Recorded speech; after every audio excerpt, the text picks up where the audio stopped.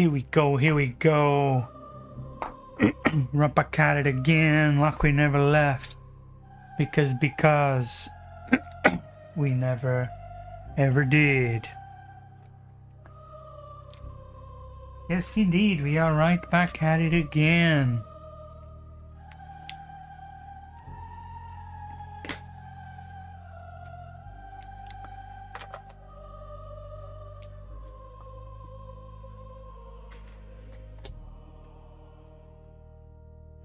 Hello, hello, everybody. Let's get the party started. Let's get some painting done.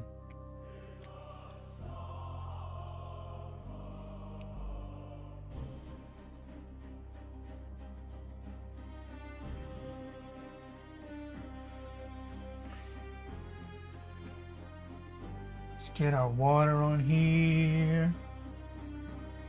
Actually, I put the water on the wrong one. That's okay.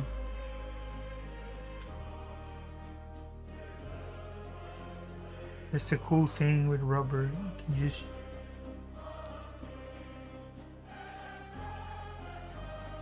oop. Oop. I went in the wrong.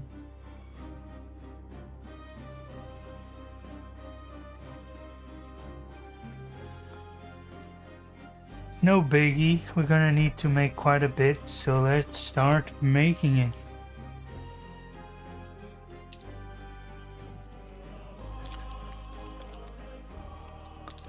We're obviously, I think, no surprise to anyone that we are painting today.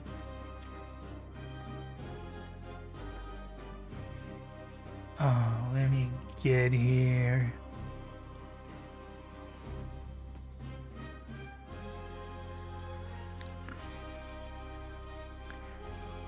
Gotta get this chat sorted out.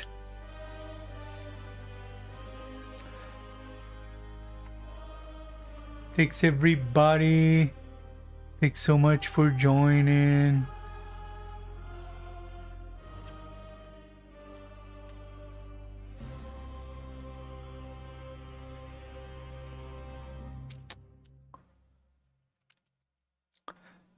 It's true that we can't change the font.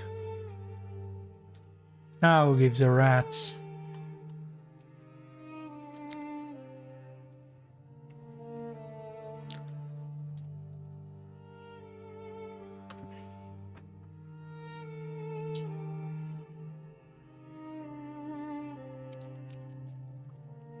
Yo, Jake, what's up? What's up? Welcome to the stream, my mate. How are you doing?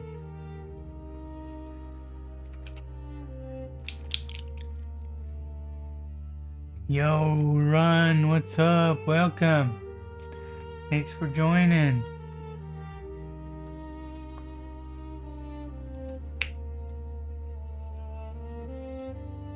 We are painting some War Hammer today. Let's get this paint on here. Get here my mixing tool. Get this properly mixed in. Of course, I'm already absolutely messing up everything. Because of course I will. But that's part of it. Yo, thanks. Much appreciated, Jake. You know, it's when we're small, when we're a small creator just starting, it's difficult to actually get stuff going. Really appreciate you joining, coming to hang out. It really does mean a lot. I'm finishing up here on my army, painting up my Custodes. Let me see if I can get this to actually focus on anything properly. I think that's as good as you're gonna get. Let me test out this paint. I think I might have watered it a bit too much. Oh, not bad.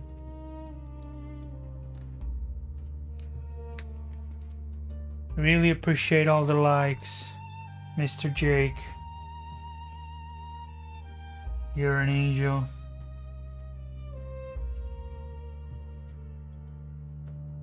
Do you like Warhammer? Have you ever played?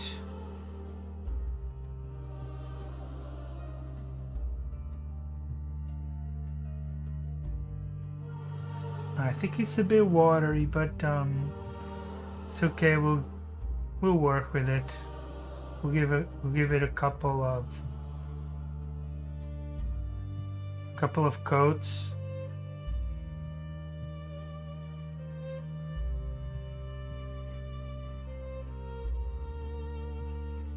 Making sure it gets all in there in those details and we're not missing anything.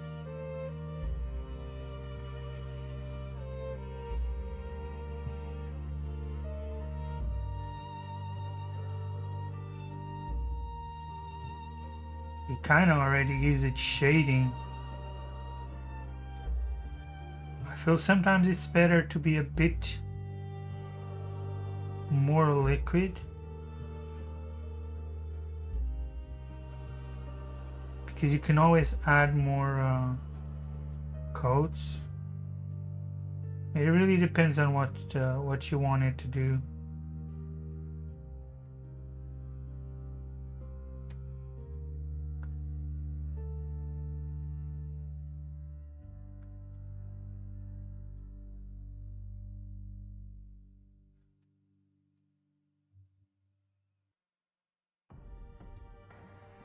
Oh, thanks. I'm glad you like it.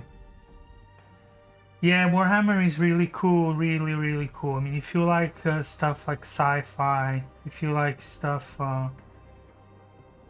that's actually can be quite dark, but also that has so much variety, you know, I was just checking the other day, and Warhammer is actually 40 years old from the classic Warhammer, the fantasy one. When it first started, it was 42 years ago, and since then they started doing so many variations, so many different armies. You have 40,000, which is sci-fi. You have like 800 books on the thing. It's insane, and there's a bit for everyone. If you like the more typical modern military, you got like the Astra Militarum. If you like more like super elite special forces, you got the Custodes. If you like heavy troop action, you have pretty much everyone's favorite, the Space Marines. Not to mention then tons of different aliens, from the Orcs to the Eldar, which Eldar are kind of like space elves. Orcs are just orcs, you know, everybody knows what orcs are.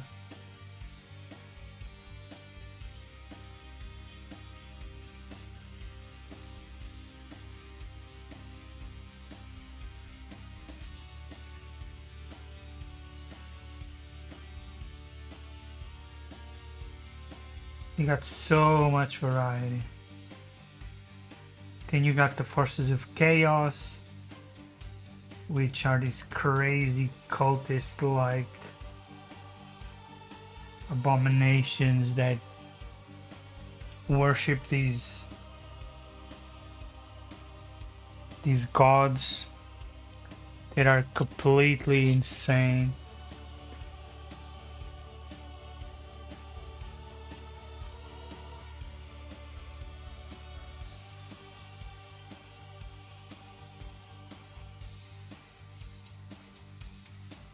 But yeah, thanks so much for the likes.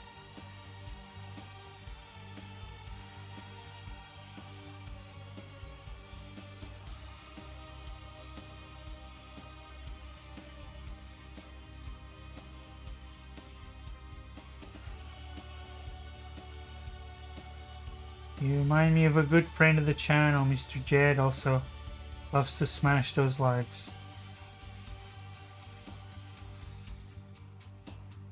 Yeah, this was a bit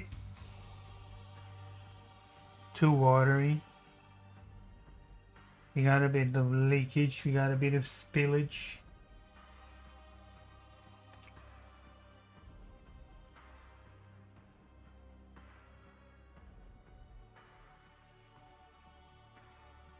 It's all good, it's all good.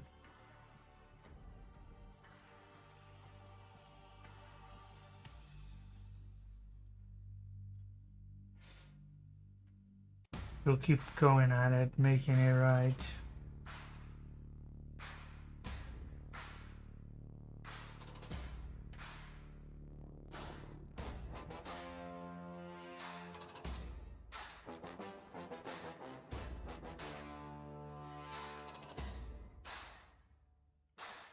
It's kind of a homebrew unit,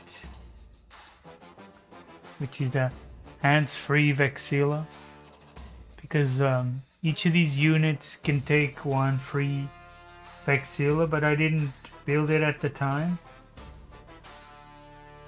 And I was like, I should put it, let me find one. And so this was the only one that would fit properly.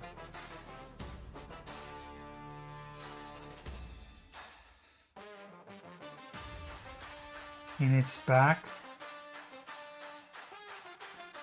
In the right, exact right size shape to put something over there.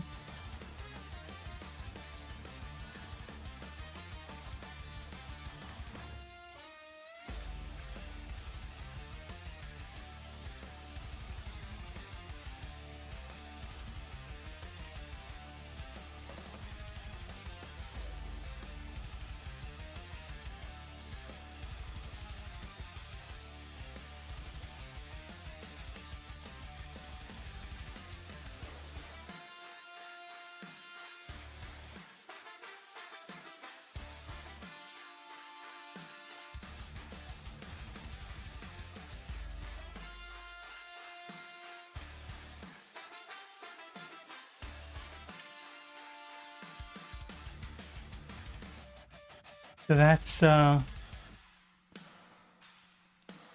definitely is a bit a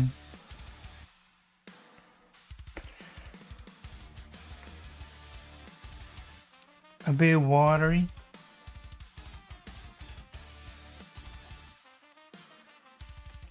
Make sure I get it mixed.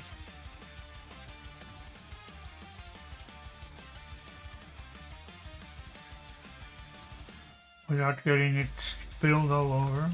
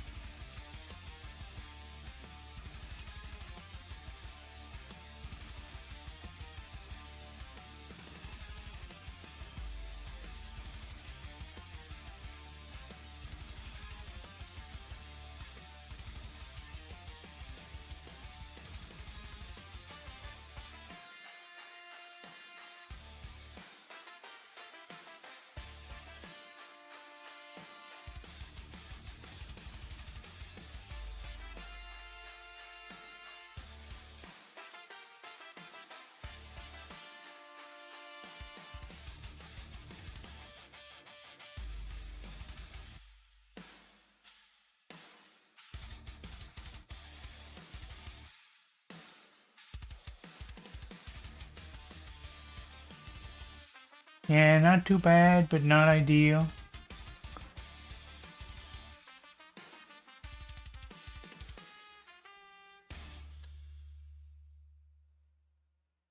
Gonna need quite a bit touching up.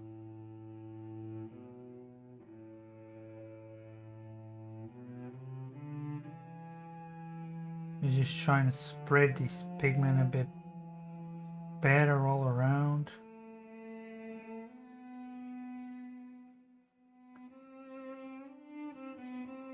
Definitely feels like it's pooling in some places.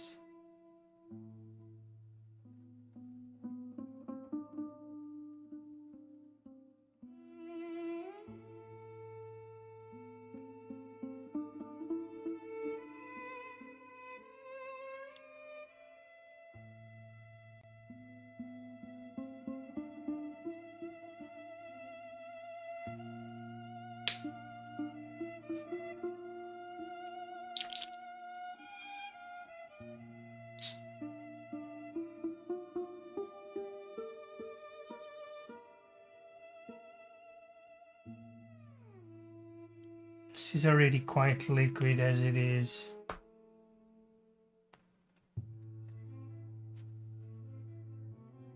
think we probably would not need to do anything to it.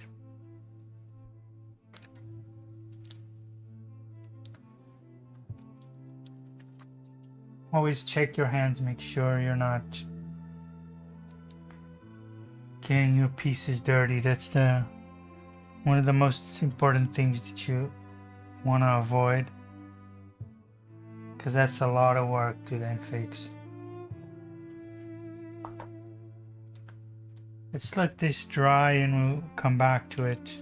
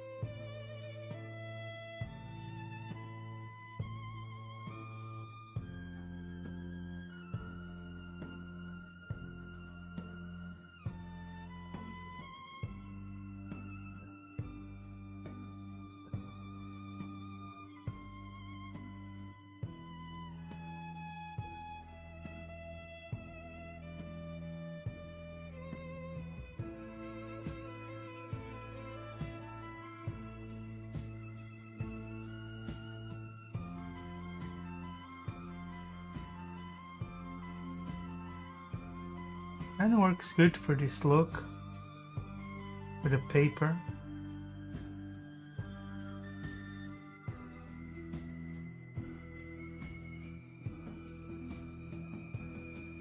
The kind of purity seal kind of thing.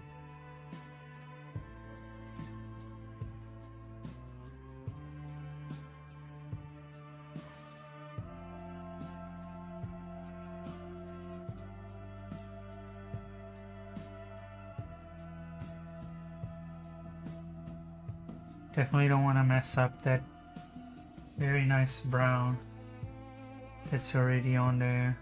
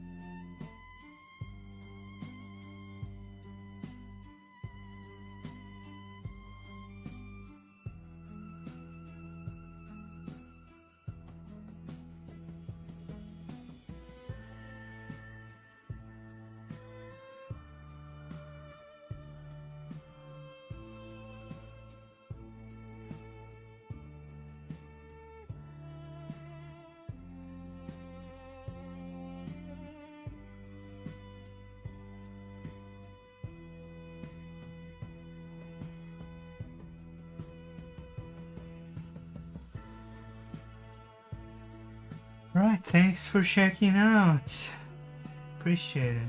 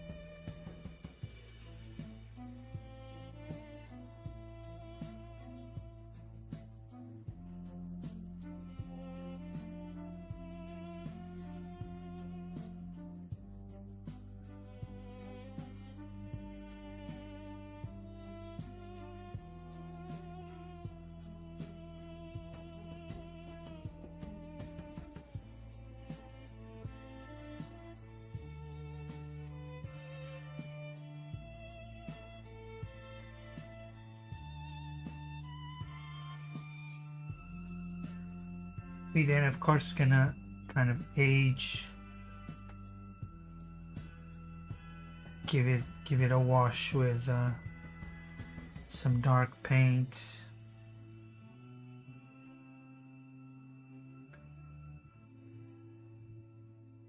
This is good. This leaves some texture.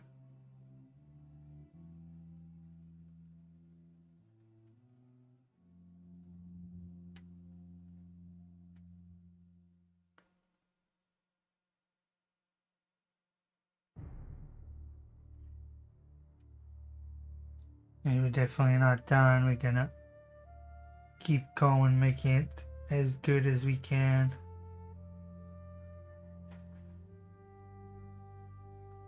Going over here to the micro detail, try to make it be better here from all angles.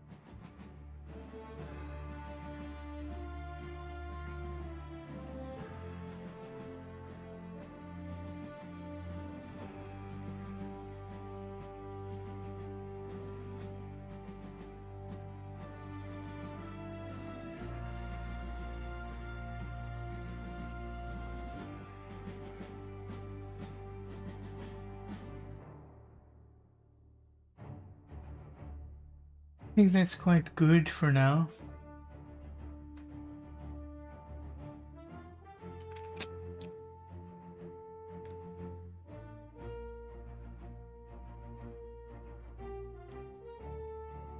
For what we're trying to do.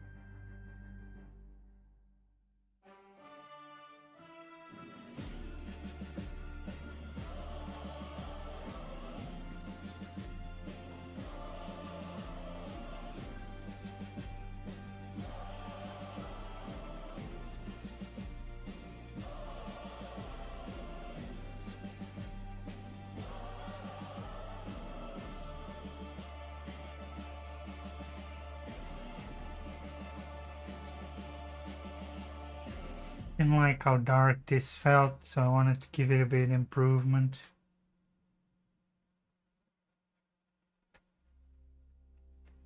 Make it a bit less noticeable.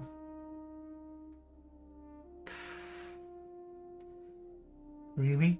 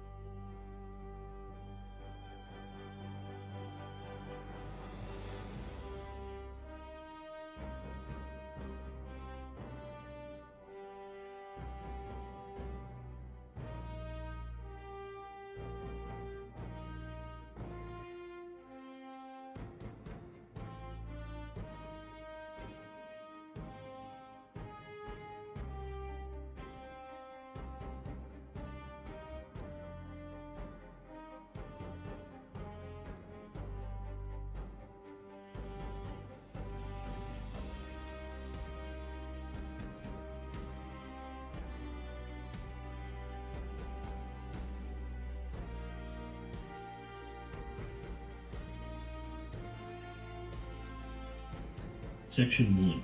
The man behind the legend. There is a kind of warrior that exists outside the normal scale of things. Someone whose name stops conversations.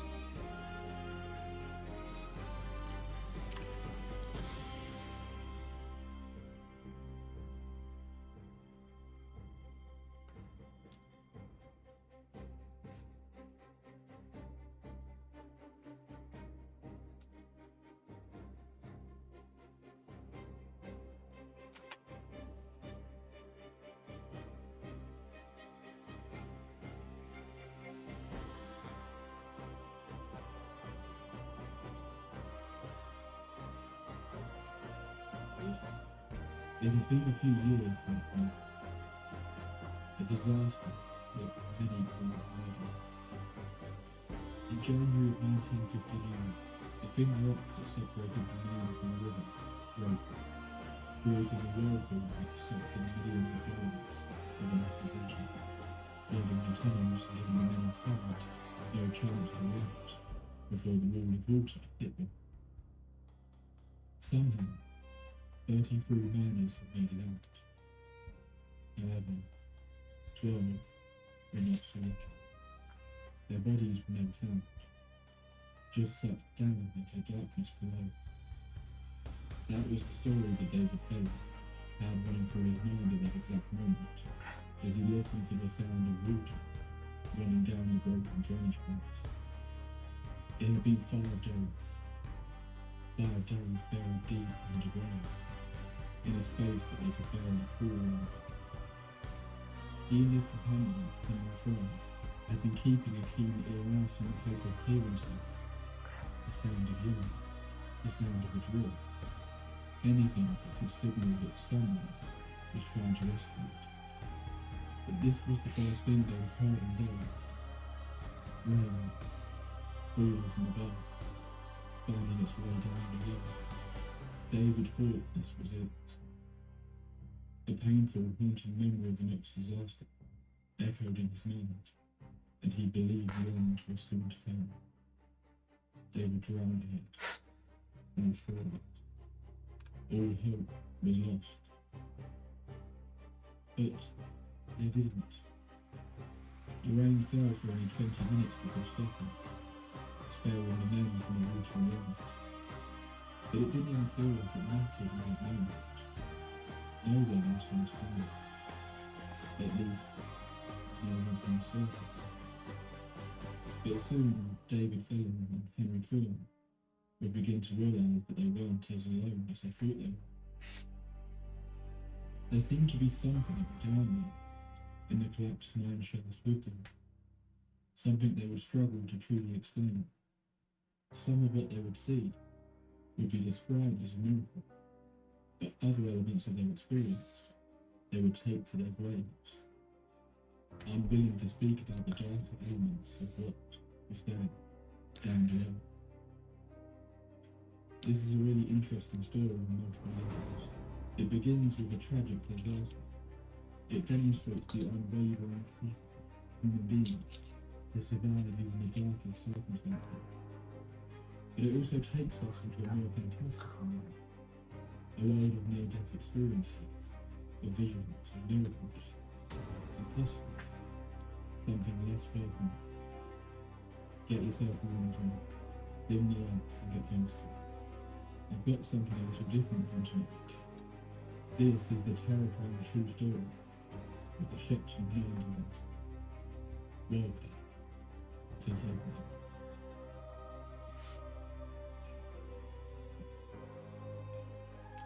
In the anthracite cobalt of northeastern Pennsylvania, the landscape is defined as much by what lies underground as what comes on the surface.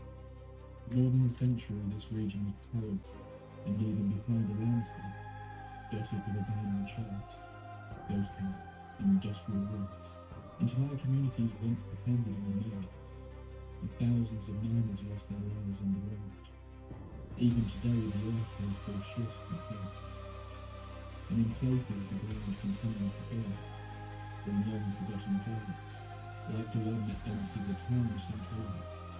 It's a place that feels forgotten, an echo of man's attempt to control nature. Among miners and their families, the whole region grew and carried a reputation for strange stories. Everything from Bigfoot sightings to UFOs being reported in the region over decades. But the folklore that really gives the region its personality comes from those echoes that I mentioned before. Some speak of hearing distant knocks from silk mine shafts at night, as if tools were still striking rock there below. The shining lights of mine hands have been seen moving across the abandoned streets of Centralia. Others tell of warm air rising from vents of winter, carrying faint voices or a comet machinery where no mind has operated for decades. The legacy of the name of life still lingers in much of Tokyo, a supposed secret society that was known for its activism within the Irish-American coal movement, which saw prevalent members executed in the 1800s. But some people will swear that they still see them, still walking around the towns to this day. It was in this atmosphere that the events of the Shepton mine disaster unfolded, when the ground suddenly collapsed, and 3 miners disappeared into the darkness. What followed would become one of the most extraordinary survival stories in mining history. It was 7 a.m. on August 13th, 1963.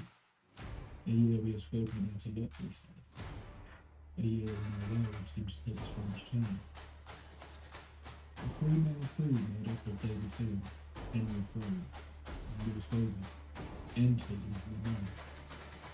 As they descended into the single-inch mine, the temperature instantly changed. The warm breeze of the summer morning quickly faded, the icy cold became. David was actually the oldest of the 3 men, and in charge and care, which was pretty normal since he was one of the mine's co-owners. Lewis Bogan was in his 40s, but Henry Fulham was only 28, and relatively new to the industry. Soon they were down there, in the darkness, lit only by the gas lamps, skin darkened by the cold that penetrated the skin so much that it often looked like a tattoo. About 8 a.m, 3 men had filled up their first boat, and Lewis banged 3 times to get them in about the moment, which started drifting the car out. David and Henry were on one side of the car's track. Lewis was on the other. It had been a productive start to the day as they watched the car's tank slowly move up the mine shaft, pulling back to the coast. They turned around and continued their way. David and Henry walked towards the shelter area just to the left, while Lewis moved to the signal station on the other side. They didn't have time to process what happened next. All they heard was a loud rumble. The cart had reached the top, unloaded the coal and was now returning back home. And suddenly, the cable snapped. The cart began to fall back down the track completely out of control. The support beam smashed, and the walls surrounding the track began to crumble. The men quickly cowered in the hope that it would save them from the falling debris, but there was nothing they could do. The earth swallowed them whole. David and Henry were instantly separated from the rest, stepping aside just as the beams above their heads came down, and became trapped in what can be described as a small pocket of space to the side of what was once the main country. The force from the collapse was so great that it sent David flying into the floor, temporarily deafened by the loud crash. He tried to catch his breath, but choked on the thick, cold-filled air. It was like an explosion. He couldn't breathe, he couldn't see, he couldn't hear. But slowly he regained his senses, at least partially. Lewis was still on the other side of the track, separated from the others by the weather. David and Henry rushed to reach the wall of coal and timber, and in the dim light that still remained from their work lamps and headlamps, they could just about see their colleague through a gap on the other side of the ground. But those work lights quickly died, leaving only the headlamp light, cutting off their vision during complete and losing Lewis in darkness. They shouted out to him to see if he was okay. Amazingly, it seemed he, too, was alive, but he sounded as though he were in a great deal of pain. He shouted out that he had broken his leg, but then he went silent.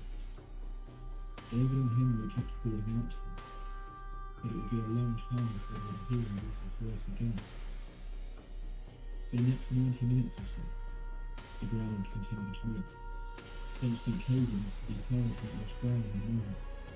But David and Henry just sat with their backs to the wall in their tiny space, praying that the ceiling wasn't about to fall down on them. Completely helpless and cut off from the real world, 300 feet down. The headlamps lasted just a couple of hours before they too faded away, leaving the two men entombed in the pitch dark. David, the much more experienced fighter, instantly knew that what awaited them was a mental battle as much as it was a physical. He was sure they would be rescued, but how long that would take was anyone's guess. He knew it was his responsibility to keep not just himself but the younger him in high spirits, to keep hope alive that they would one day see light again. Above ground there was panic.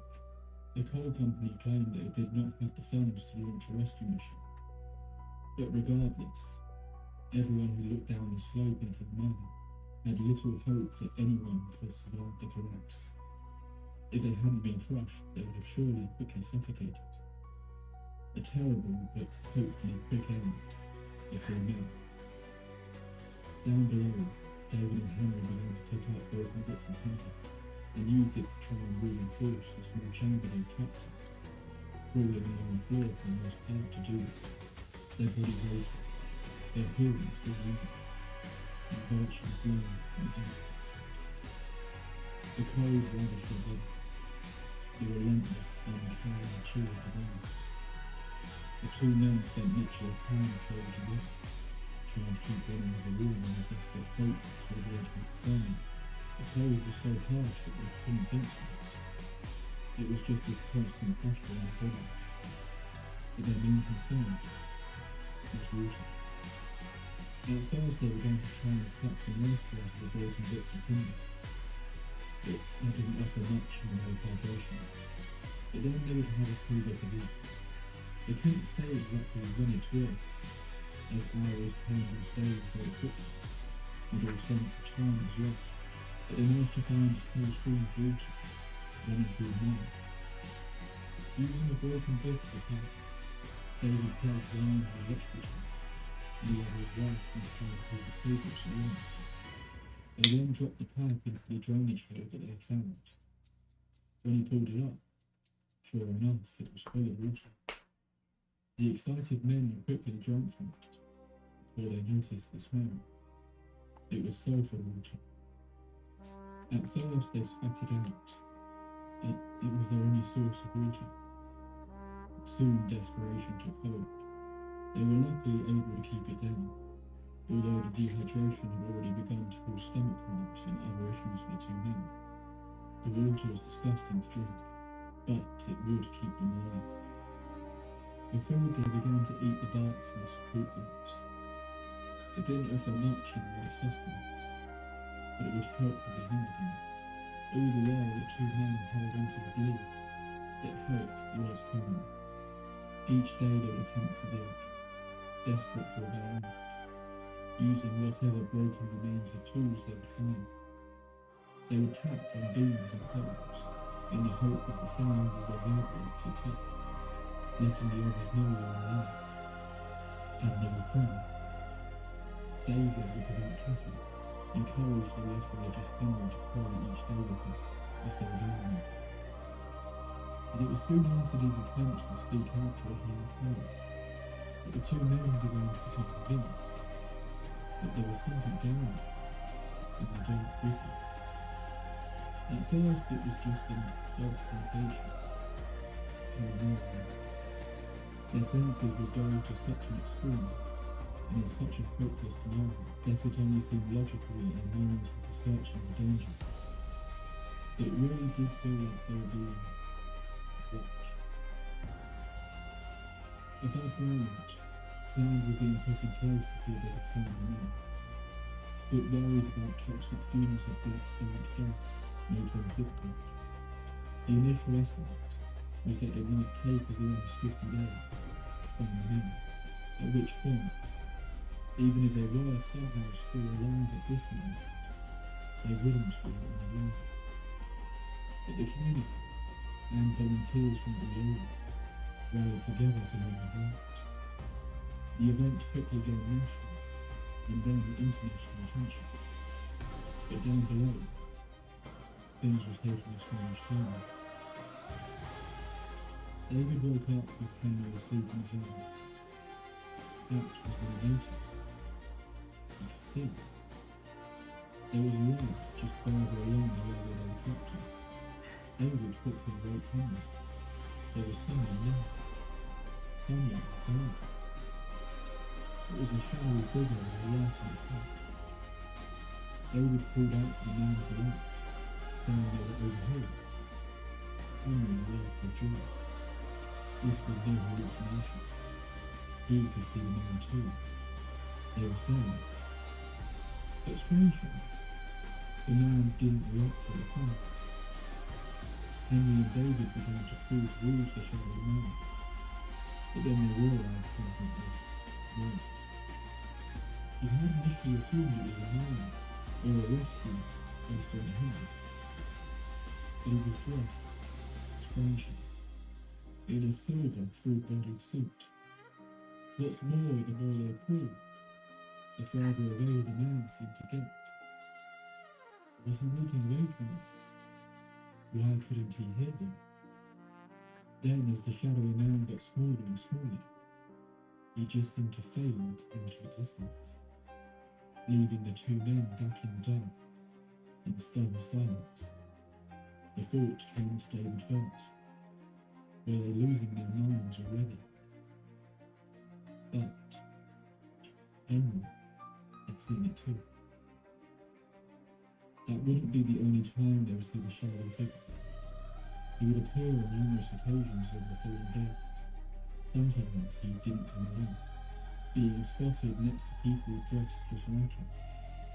But there was another person who seemed to be a constant presence in their time down there.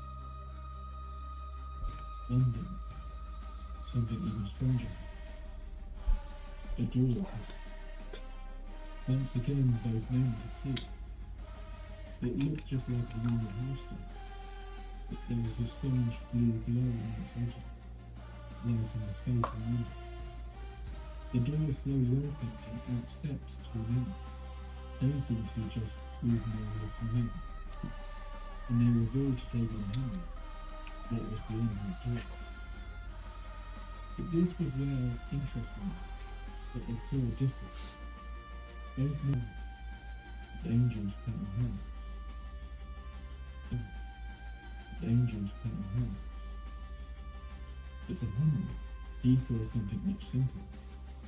A narrow staircase, leading to another identical door. While the vision gave David a sense of peace, he instinctively felt that they shouldn't head towards the door. That the doorway marked the end, an opportunity to give up and move on. Something he wasn't willing to do, not yet. Not while he still had some hope of seeing his family once again. David turned his head. Standing to his right in the cave was the man in the hat, smiling and standing there with his arms crossed. It was Henry who had actually referred to him as the man in the hat. He was one of the first visions they seemed to have, shortly after the man with the writing staff had appeared to them. Both of them could see him. This kind-looking young man who just stared at the two men. Henry thought he looked strange, but to David, the man in the hat was a comforting presence. He wasn't always easy to spot, just this figure in the darkness watching him from the corners each and every day. Henry only noticed him a couple of times, but David would see him in the corner of his eyes continuously. He tried not to draw too much attention to him. He knew Henry was struggling and was increasingly becoming prone to erratic behaviour when Henry noticed the man that was limping. But he didn't want to tell him that the man in the hat was constantly there. Nor did he want to tell the young man that he, in fact, knew who the man in the hat was. It was too unbelievable. He thought it was too much for Henry to hold him such a man. This wasn't the only time they saw a girl, nor other figures, nor a light. Some days they were both seen, other times only one of them.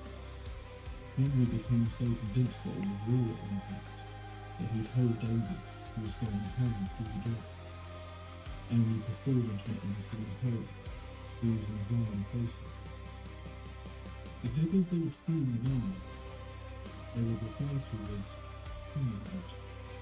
Not quite people. They looked like two men, handsome, bronze-coloured skin, and slightly pointed ears, thin lips and dark straight hair, and wore outfits much too the same, like women. These figures were often spotted, but they just seemed to observe the two men, just silently watching.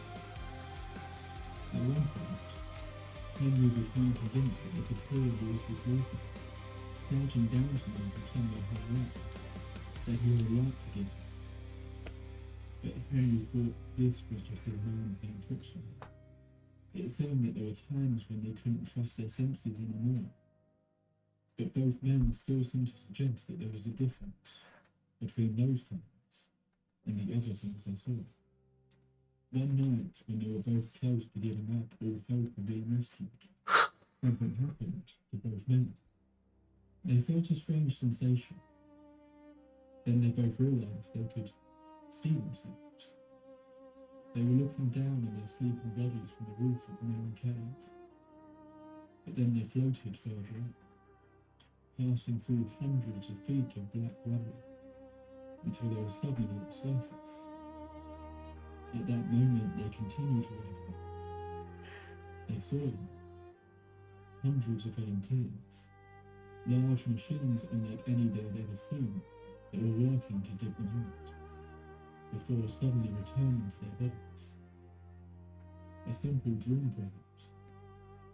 But seemingly it happened to both men. Although for Henry it was just that one time, David claimed he was able to lead them on on multiple occasions.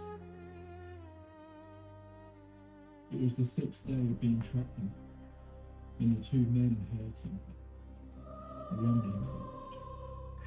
Suddenly a drill pierced through the chamber's roof. The drill bit broke in the process, but it was the first sign that someone was up there, trying to reach the men. Their first moment of true hope.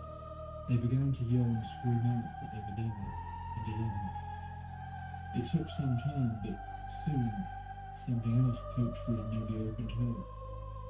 A microphone, the wire of which had been snaked through 300 feet of coal to reach them, and it was just trying to see if there were any sounds that could signify life.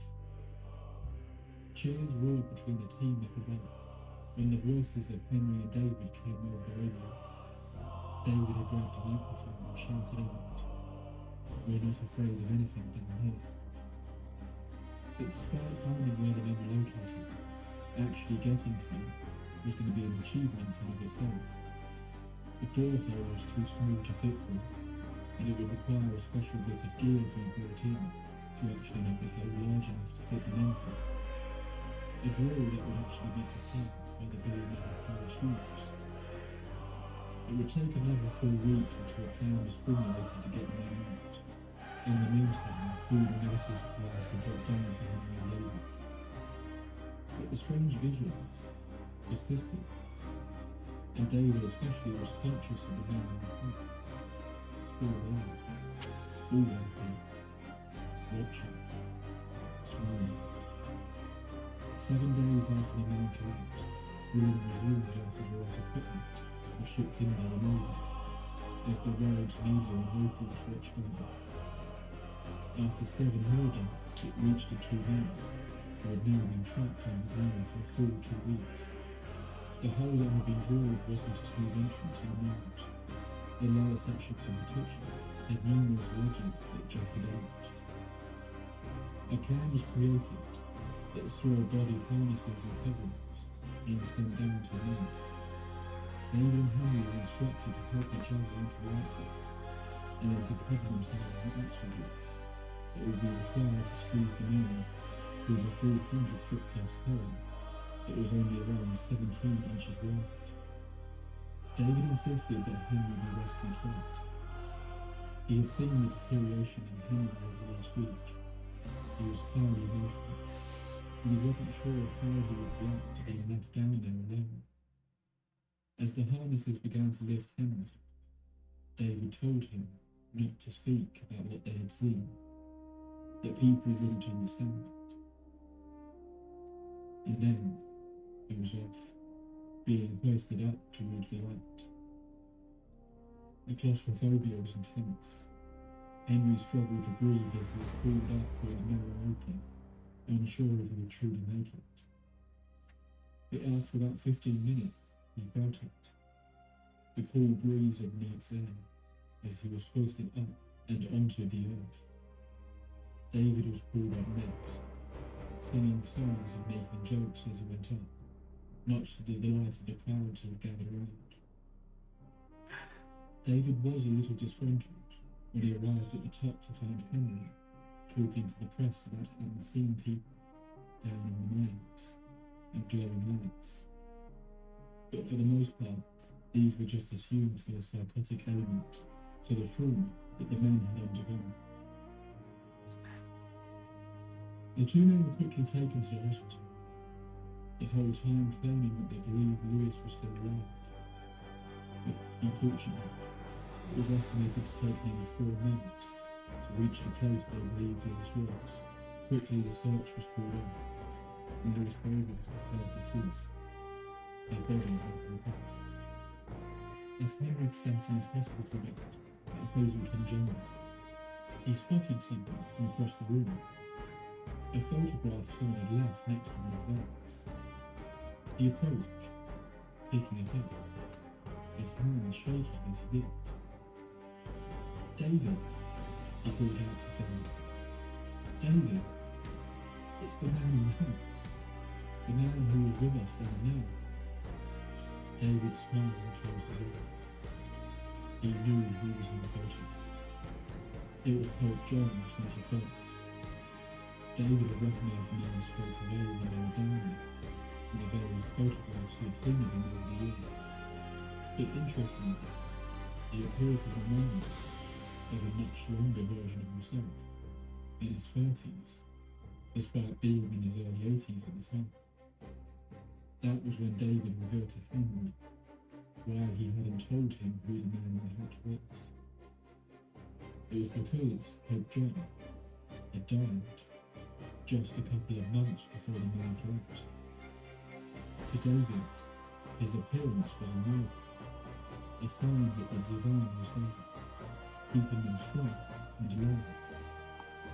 But he wasn't sure how Henry would react to the idea of being trapped in the underground tunnel with a dead man. Miraculously, both men seemed to be in surprisingly good health. They had minor injuries and were declared of sound mind, despite the trauma of the last few weeks. In regards to what they had seen down there, they were told that these were simply hallucinations. But the two men couldn't accept this. The doctors weren't there. They didn't see what they saw, experience what they experienced.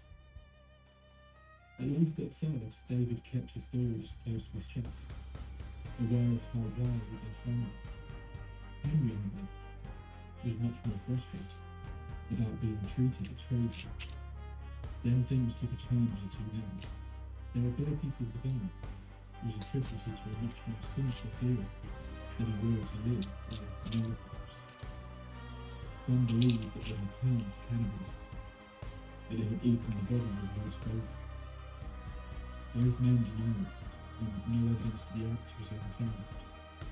But the rumour persists to this day, leaving a dark shadow over their horrible death.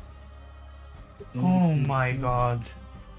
When he publicly criticised the rescue Such a for taking fucking the dumbass. In some state, their claims of some kind of biblical vision only began after questions were raised about the safety of the mining operation that David was partially responsible for. Pope John the 23rd was canonised as a saint by the Catholic Church in 2013, more than 50 years after his death. In the Catholic Church, canonisation only requires proof of two miracles that occur after a candidate's death and are attributed to them. The first miracle linked to John the 23rd involved the Italian nun, Sister Caterina Capitani. In 1966, she was dying from a severe stomach hemorrhage following surgery. According to testimony gathered during the church's investigation, she and others prayed specifically to Pope John the 23rd. She unexpectedly recovered, and doctors could not find a medical explanation for her sudden improvement, but she claimed to have been visited by the Pope while she lay alone in bed until the last moment. After years of review by medical experts and theologians, the Vatican formally recognized this as a miracle in the year 2000. Normally, a second confirmed miracle would be required before canonization. However, in a rare and significant decision, Pope Francis waived the requirement for a second miracle when he canonized Pope John the 23rd in 2014. However, not formally connected to his canonization, numerous other miracles were considered to have possibly been attributed to the deceased Pope, one of which was the Shepton mine disaster. Both Henry and David were interviewed separately on several occasions, most notably for fake design, and it was astonishing how many of their supposed hallucinations they both claimed to see. Backing up on those claims on many occasions, repeatedly arguing these were not hallucinations. Later in his life, David Felling made a strange comment, saying he saw things down in the air. He knew things he shouldn't. Before Adam, there are more planets that human life in the universe than there are grains of sand on all the beaches in the world. He stated that there were also things he saw down there that he wouldn't talk about, things he couldn't talk about, sightings that both men believed people wouldn't be able to flame, a dark secret that they took to their graves. So what really happened? The most likely answer to all of this is the idea of hallucinations. But what the two men experienced down there was an example of how we do a shared delusion between two people. Others have been picking up accounts of what they saw, most notably the differences in the staircases that both men claimed to have seen, and also an apparent glowing crucifix that was also seen on some occasions, with both men describing it slightly differently. But in many other instances, their claims did no justice. They seemed to genuinely believe that they had seen these things, and rejected the idea of them being hallucinations, a fact they argued for the rest of their lives. Oh my god. Men from the past and youth. But there are the more out there theories proposed over the years, and some of these take us into some unexpected and wild direction. Comparisons have been drawn up to supposed encounters with the men of that, but the men they saw down there underground acted and looked a lot like the legendary figures that point to UFO witnesses. The only real otherworldly connection to what they saw seems to tower nicely for the comments that David made later in his life about other worlds, claiming that while down there, he saw other places and times. Putting the men in black to one side, comparisons have also been drawn from the men in the Mayans to the Nordics, an apparent race of aliens that many people have claimed to see over the years, who do seem to bear a slight resemblance to what Henry and David claimed to see. Then we can start to get into the really outlandish theories, including the idea of Hollow Earth. The Hollow Earth theory is a long-standing idea that the planet contains vast hidden worlds beneath its surface. Versions of this theory date back centuries, evolving from early scientific speculation into a mix of conspiracy theories and paranormal folklore.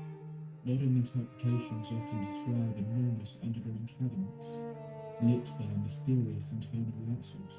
According to believers, secret entrances to this underground world exist at the poles or in remote mountain regions. Many have tried to claim that the two miners ended up close to one of these hidden worlds, that its residents came out to see the mountain, to observe the strange humans who had found themselves so far underground, and that David's religious ideals twisted what they saw into something more biblical. But if we're going with a more out there claim, I believe that David and Henry had a fairly clear idea in their hearts of what they saw. A lot of what they claim to experience seems to fall into the realm of visions associated with near-death experiences. Near-death experiences are reported by people who've come close to dying or were briefly declared clinically dead before being revived. Across cultures and decades, many accounts share strikingly similar feelings: a sensation of leaving the body, moving through darkness or a tunnel, encountering bright light, and feeling an overwhelming sense of peace or unconditional love. Some people describe meeting deceased relatives, religious figures, or mysterious beings who communicate telepathically. Researchers approach NDEs from both scientific and spiritual angles. Neurologists often point to oxygen deprivation and the brain's attempt to process trauma as possible explanations for vivid imagery and emotions.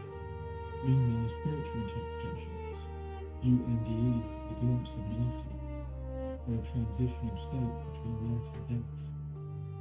Regardless of the explanation, the experiences can have profound long-term effects on those who report them, often leading to reduced fear of death and significant shifts in personal beliefs. All of this seems to match up with what the miners experienced. But if what they were being shown was the other side of human existence, a far-off world where other life forms lived, a glimpse into some kind of afterlife, or simply the brain, releasing chemicals to make the process of death easier. I don't think they could truly say. What really happened then the next time? Well, I don't think anyone other than King and David could tell you that. And there were secrets they held onto, and how they happened anyway. Secrets they decided for whatever reason we shouldn't know. It makes me wonder, what if there was something down there?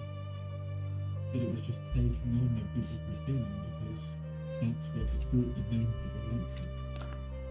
Maybe it was hiding its true appearance. But maybe, somehow, David heard beyond it, or sensed something else there, inside it. Something he didn't want to tell the world. And that will be the detail about the story that will keep me awake tonight. That's organisation entertainment. I actually read about the story of Halex the Shadow way back in the Ghost of an episode in early 2024. It didn't really fit into that episode. I've always kept it in my back pocket for when we inevitably do an episode on near-death experiences. I recently read Custodes, The Myth, the Miracle of the Music, and thought it deserved its own episode. I strongly recommend checking out that book if you want to delve deeper into this one. It's a quick read, but it contains so much more information that I only skimmed through here.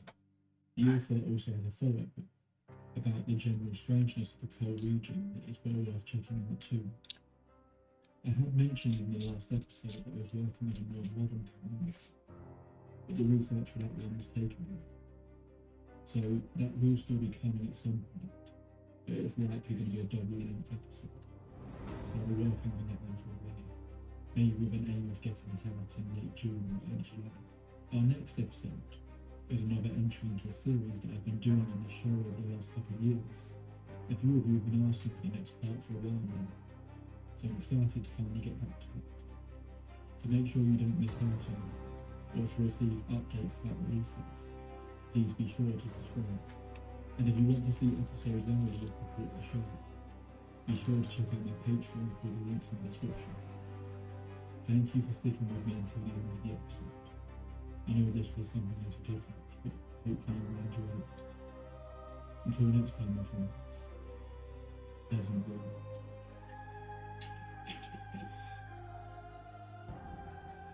This episode was made possible by my supporters on Patreon, so it's time to read out their names. First up, I'll take Barbara Albert, Skirty, Alex White, Michelle Desmond, Awesome Wells, Brandon Phoenix, Fisto Young, Elias Tabby, Louise Wells, Alice, Julian Lightress Blood, Summer Chambers, Jennifer, Sean Harden, Melissa Boudreau, Men, Crypto Trials, Anna Bradford, Magic Pumpkin, Lucas Williams, Ian, Aurora, Deepa Rex Johnson, Zanka, Charlotte, Pat, Corey, Lisa Vernon, Bisexual Mooncoat, Emily Phoenix, Jamie Long, David Marcus, Junior Phoenix, Lisa Mary Sheridan, Matthew Gina Phoenix, and Gina Wilson, Emily Powell, Sarah Boyd, Thomas Bogart, Stephen Nicholas, Elias, Virginia Postman, James Quintino, Sean Hill, Junior, Joseph Mandela, JJ, Pixelina, Jerry, Quinton, Leon, Stephen, Jean Janine, Dara, Alfredo Sandoval, Biddies, Pete, Janet DeAngelis, Gordon Wood, Judy Parker, Eric Silas, Mary Shard, Evelyn, Ashworth Brooks, Kim Brown, Uko Bloom, and Sandy West. And we have our amazing leader, Gabriel Sage, Dr. Thunderous Mountain PhD, Sandy W, Yvonne Rivers, Jennifer, Amy Stubborn, The Original Girl, Amy Bartley, Lady Becky, Ridiculous, Linda Grace, Mason Johnson, April Frommans, Play Dr. Lynn, Xavier Angel, Sandra Campbell, Alex O'Neill, Tyler Manville, Alex Bowler, John Yara, Brian Baker, and the Patsy French. And our Sandy Jones from the United States, Win Lewis, The God Emperor of Mankind, Old Sorry Hanley, Alison Yoder, Shannon in Seattle, Leah Connell, Paul Gideon, Katie, Morning Moon 2619, AJ 355, and Queen Fletchers. Thank you so much to all you are, my junior archivists and the members of YouTube. Each and every one of you plays a huge part in keeping the show going. If you want to join the archivists, links can be found in the description. Thank you.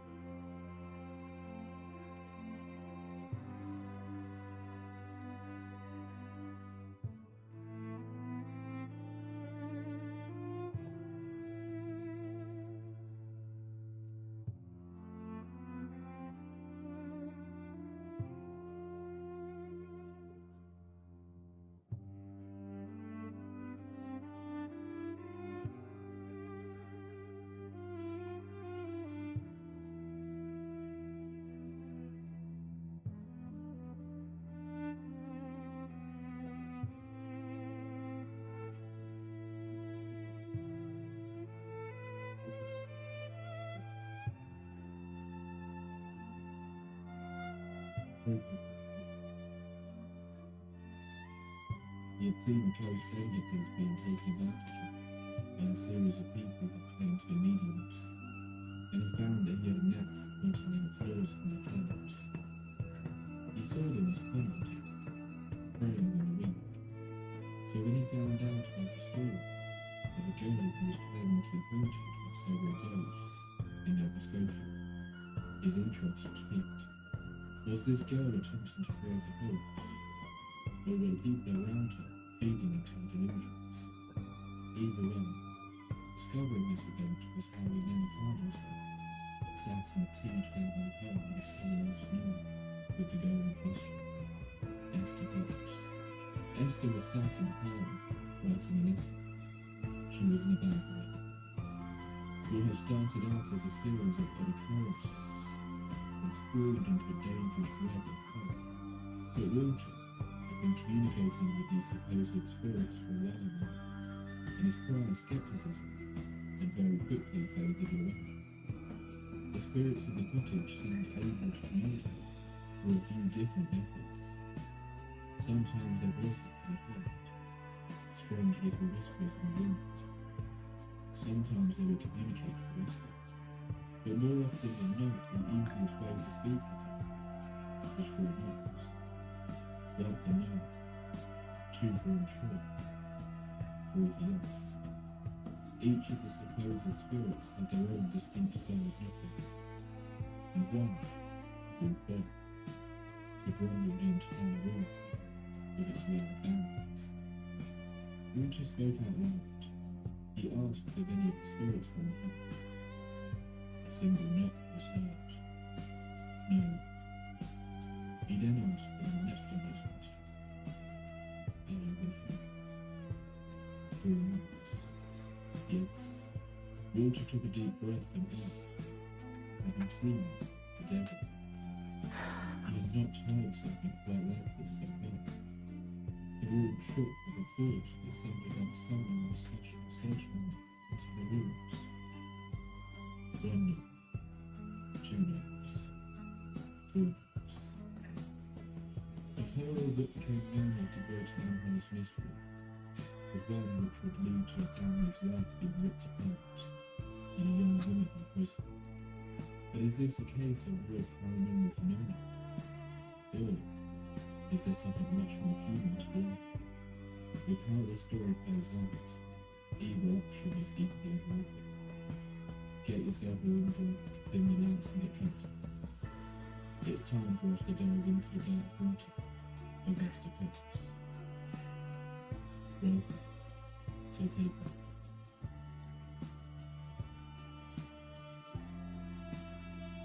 It was late in the summer of 1878 when the events began. Esther Perch was living in a 2-story house on Princess Street, in Amherst, surrounded on both sides by near identical buildings.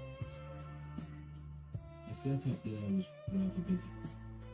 There was Esther, her sister Jenny, who she shared a bed with, their brother Willie.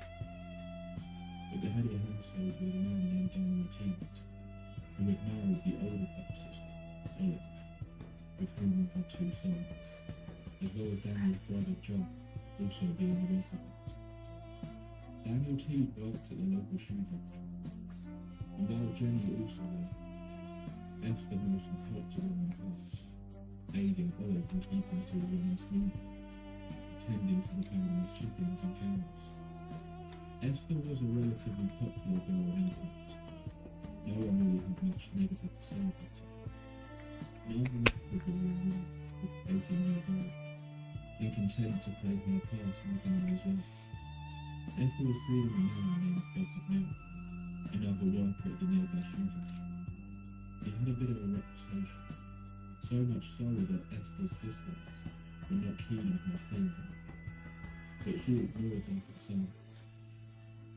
One rainy evening at the end of August, Esther came walking in through the front door, soaking wet.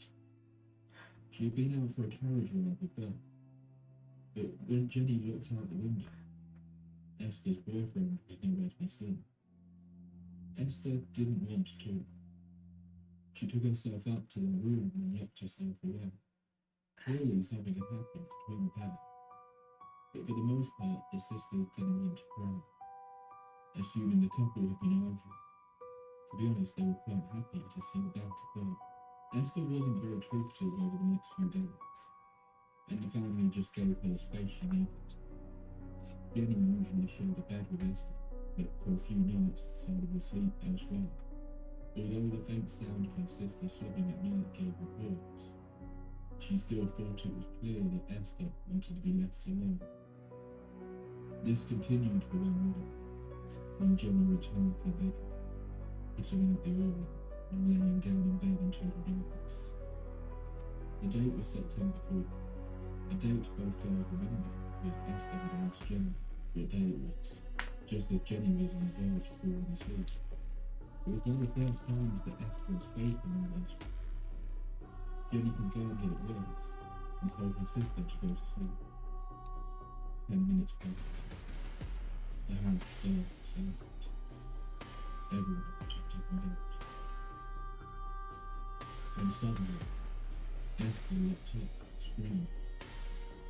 Jenny was startled awake and quickly lit the oil. Esther was convinced that there was something in their bed. Both girls looked, assuming it was a mouse, but there seemed to be no sign of it. Jenny convinced Esther to go back to sleep, and put out the light once again. The following night, it happened again. A strange smell. The feeling of something moving in their bed. Both girls jumped out of it one fine night, and Jenny thought it was coming from the box that was underneath it. Jenny pulled the box out and slid it into the centre of the room, getting ready to open it and get it out. There was something extraordinary about it. The box jumped up into the air.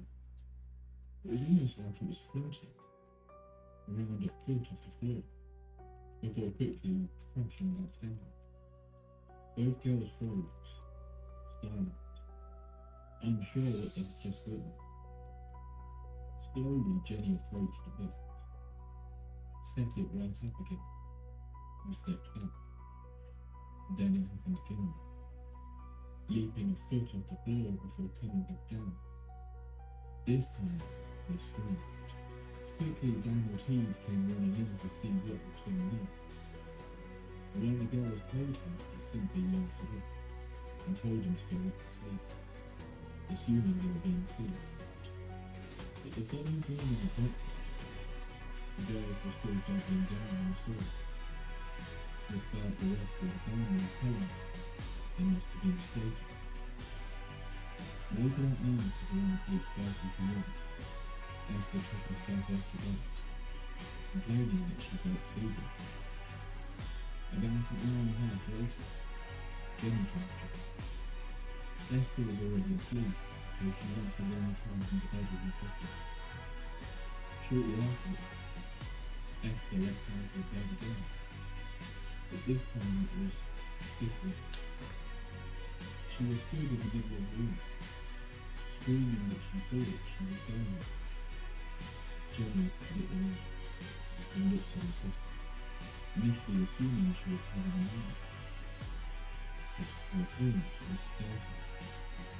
Her face glowed red, and her eyes bulging into her head, gripping the back of the chair so tightly her nails were digging into the wood. Jenny screamed for help. Olive came running into the room followed by the men. They found Esther standing in her nightgown, looking terrified. As they asked her what was wrong, her face started to turn pale, nearly fainting. The family helped her back to bed. Esther sat on the edge of the bed, looking around the room silently, before suddenly waking up again, screaming that she felt like she was about to burst. Olive was terrified. Thought her sister was going home, but she was right.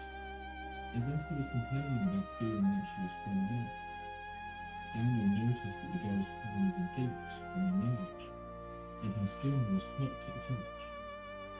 Esther was screaming, grinding her teeth in pain. Before they could decide what to do to help her, they heard it. What appeared to be the cracking, loud sound of thunder. It had no rumble in it. The sound was so loud that Oleg was convinced the house had been struck by lightning and rushed to go and check her children. But there was nothing wrong with the house, and there wasn't a cloud in the sky. Oleg looked at her husband, utterly confused by what was going on, when he heard 4 loud bangs. Then it all stopped. Esther seemed to instantly relax, falling into a sudden deep sleep, as if nothing were wrong, leaving the family baffled as to what they had just experienced. The next day it was as if nothing had happened. There was no sign of fever in Esther, and she went about her normal daily ritual, perfectly fine and healthy. The family couldn't explain it, but decided to keep it all to themselves for a moment. But 4 nights later, it happened again. Esther was laying in bed with her sister, complaining and feeling like she was swelling into it. Jenny tried to comfort her, telling her that if she stayed calm, hopefully this itself, whatever it was, would quickly leave.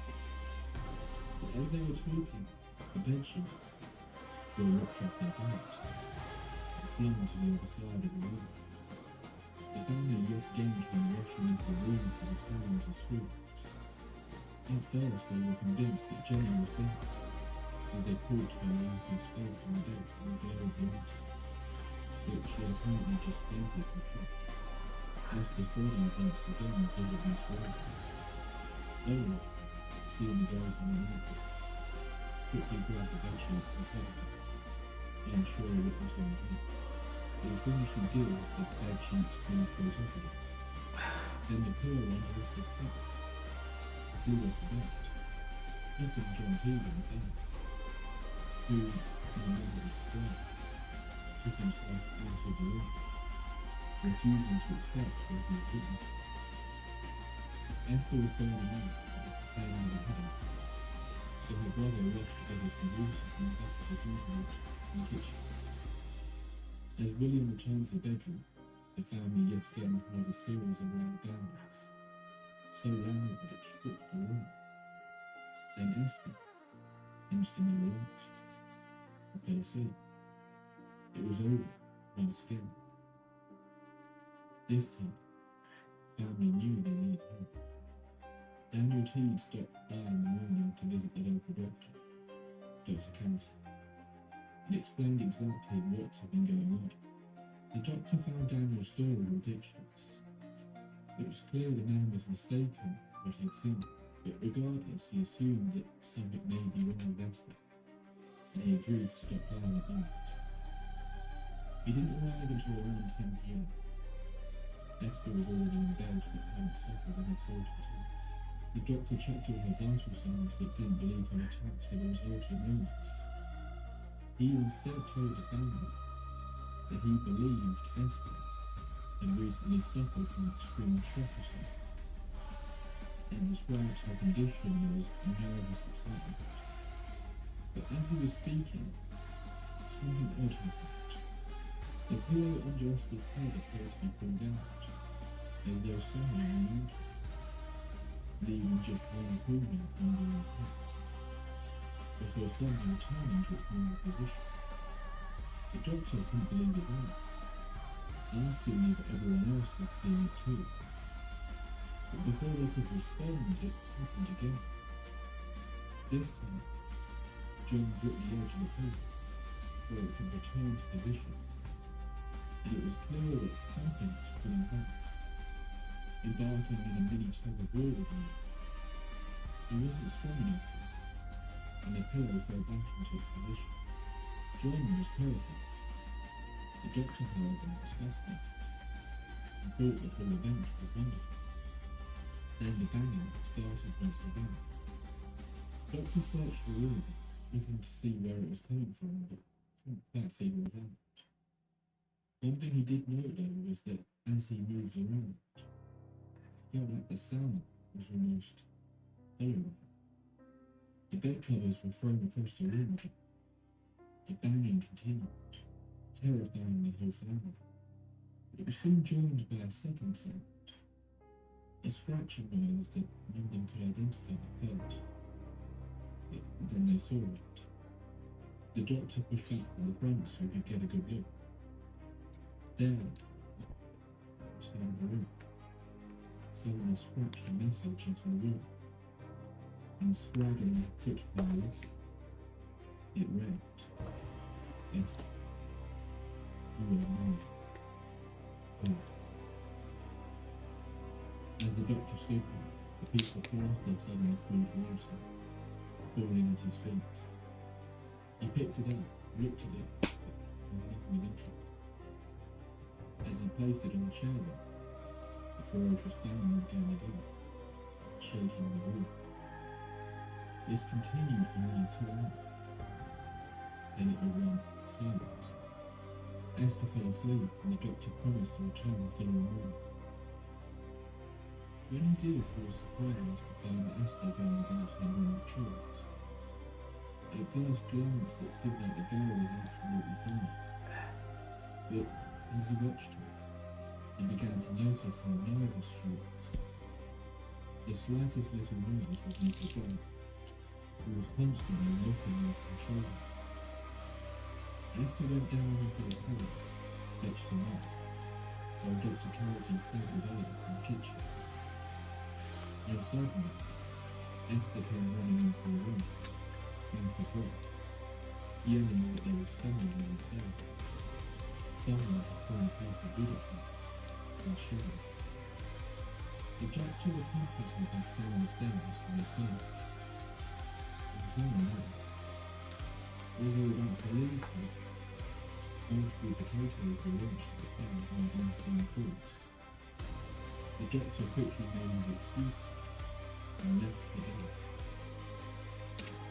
When he returned that night, he did so with the intention of applying a number of sedatives to Esther. She had been complaining about her life, and specifically referenced the feeling that electricity was running through the body. This was quite a common theory regarding the paranormal at the time.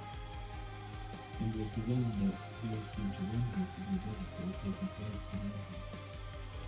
The idea that this phenomenon had been created by electrical currents. They believed that this was very much something that science could explain.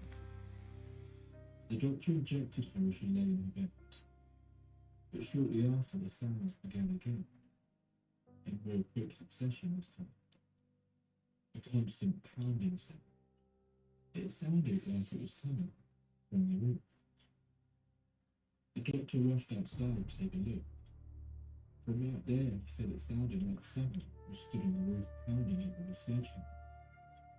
It was dark, so he walked around the entire house, trying to get a good look at it and illuminate it. But he couldn't make out anyone else. The sounds though were so loud that he could still hear them when he was 200 yards away, and this is one of the family's problems, really good rats. The next morning, rumours were spreading about strange noises coming from the house. The doctor returned each day to care for Esther, but the banging began happening during the day, drawing attention from passers-by on what was a relatively well-trodden road in Halex. Soon the press got wind of it and began printing rather sensational stories about what was going on. As the weeks passed, more and more people became interested in what was happening. The already busy tea hall was full of visitors each day, wanting to see Esther, wanting to hear the sounds. It was actually a Reverend Clare who visited the house during this time that really began to push the idea of this being some sort of electrical phenomenon. That Esther was suffering some sort of nervous disposition, and that her body was acting almost like a battery. This electricity leaving her body was causing these bangings, and the objects to move. He even stated at one point he witnessed a pot of cold water in the kitchen begin to boil all on its own. Both the doctor and the Reverend were clear. This was not a hoax, but that didn't mean it was the work of ghosts either.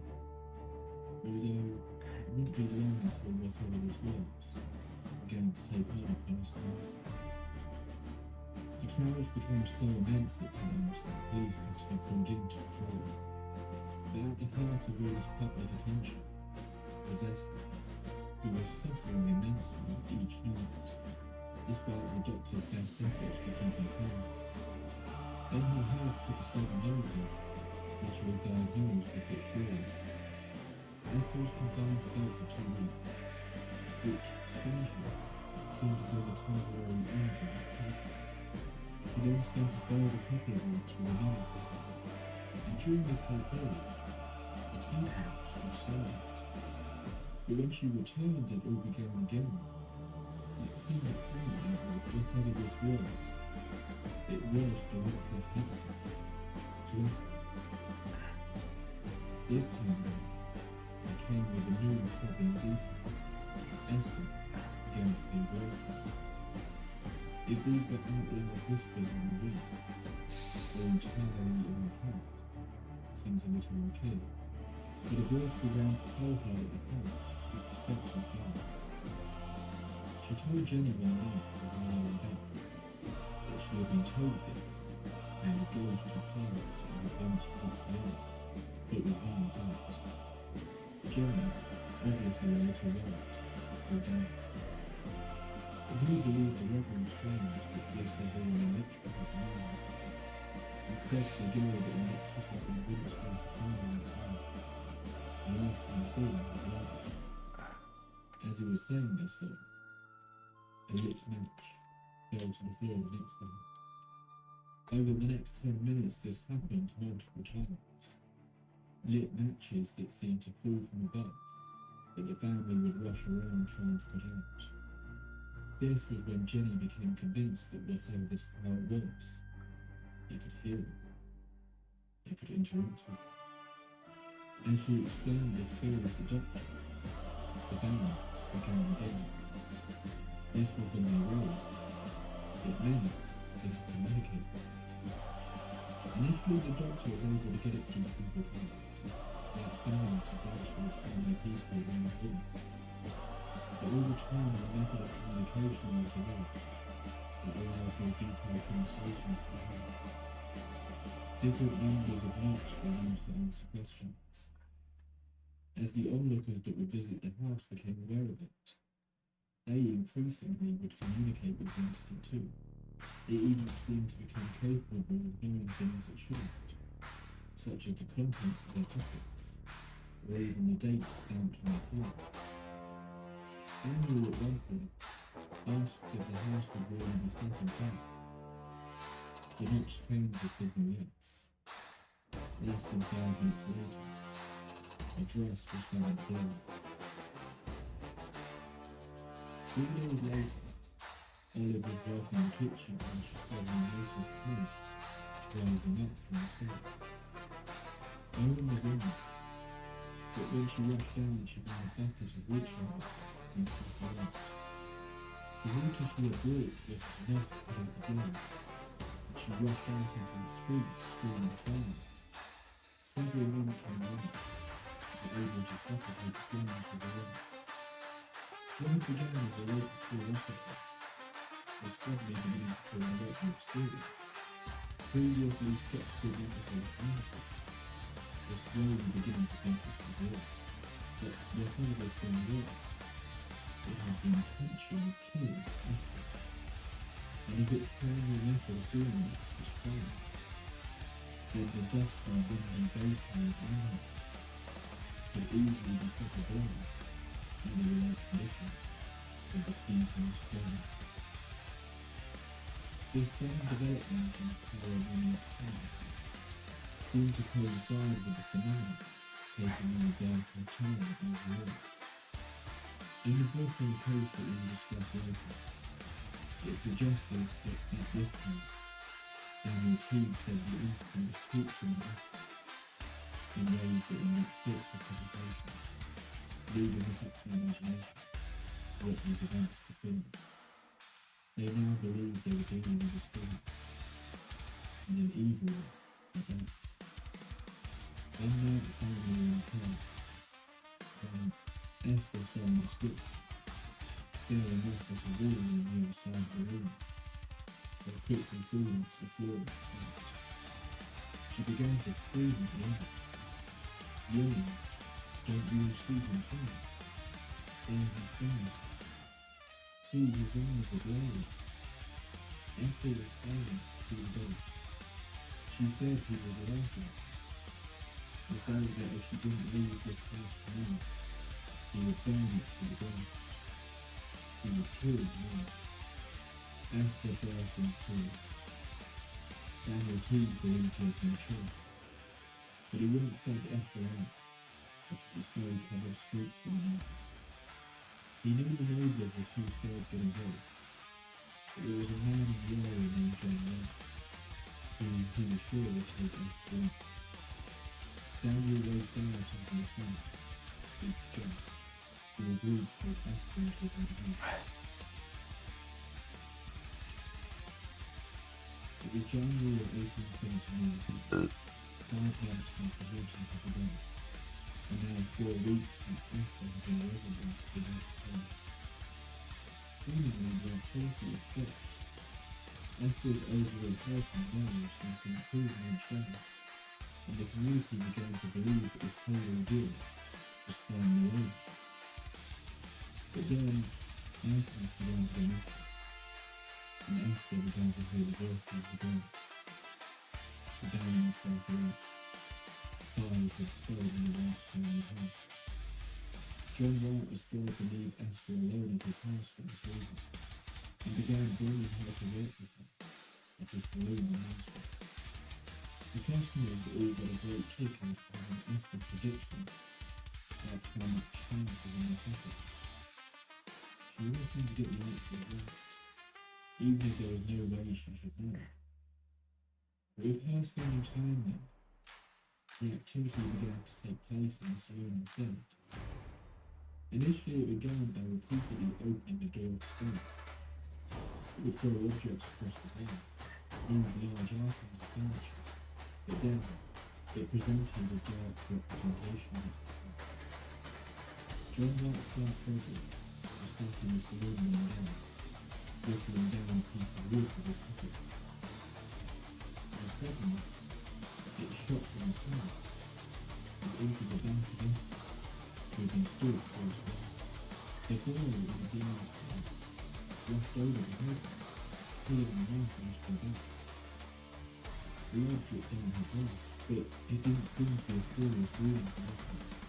The boy wiped the knife, trying to put it back into his pocket, but moments later, shot her head. Despite being clothed in her pocket, the knife was suddenly into his back once again, in the exact same spot. There were several witnesses listening, and the boy didn't know what else to do, so he simply let the knife alone the trash, hoping it wouldn't happen again. Eventually, Esther ended up leaving to the farm with an elderly couple who agreed to take her in, and this time in the countryside seemed to lead to the activity dying down once again. Eventually, when Esther returned, it was believed that the ghost finally left her alone. Esther continued to work at John Wright's saloon and moved back in with the family. But it didn't take long for John to begin again. It was around March of that year when outsiders get wind of this whole thing, with no from the case. This was the aforementioned actor, Roger Hitler, who was torn with an when he read in the newspaper about what was being referred to as the Great Unhoused Mystery. Winter had developed some of his side interest in the night after a close friend of his had lost their name, and in their grief he felt that a number of co-actors had approached him, claiming to be psychics that could put her in touch with her dead loved one. Walter saw this as taking advantage of his friend. He was very successful in debunking their supposed communications with the dead. When he read about the Empire's mystery, he believed that he could prove this to be a bunch of nonsense too. But he also believed that there was money to be made.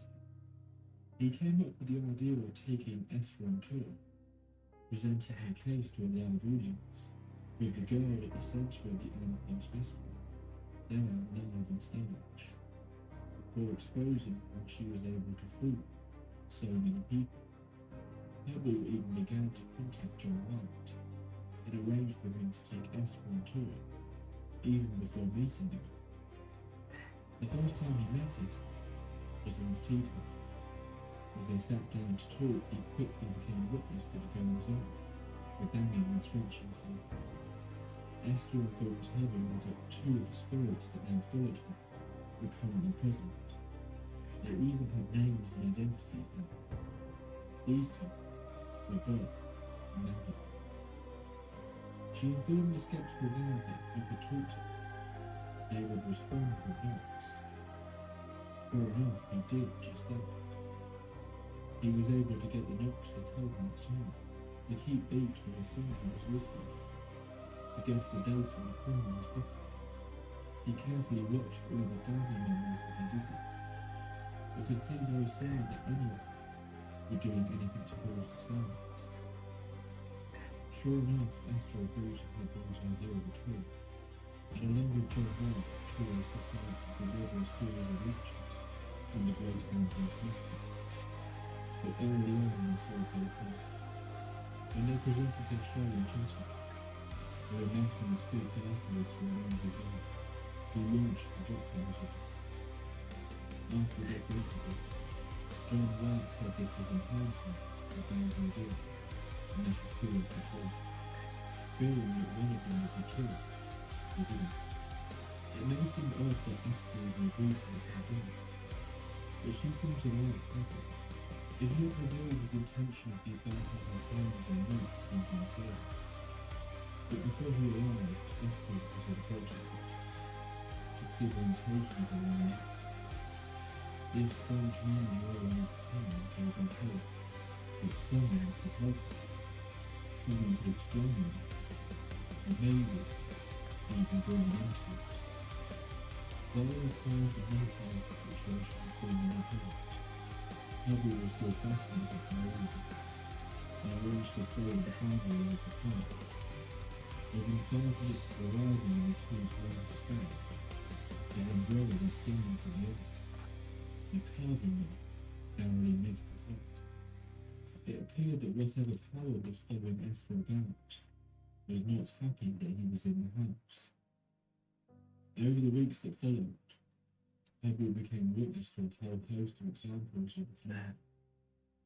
Objects would frequently be thrown around and moved, sometimes appearing to fall from the ceiling. The knocking sounds would be heard day and night. He often was able to communicate through this method, as others had done before. Fires broke out on numerous occasions. One of the weirdest encounters was when Hubble began to hear what sounded like a trumpet being blown, but from seemingly no source. When he confronted the spirits of Hubble, a small poor trumpet seemed to fall into the sky and land on the floor. He also was witness to the phenomenon of matches falling from the ceiling.